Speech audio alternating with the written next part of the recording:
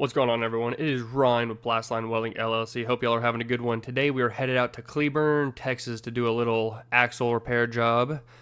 As you can see, a nice little scenic view, nothing but railroad. Yep, everyday life right there. Anyways, we're about to get into the project right now.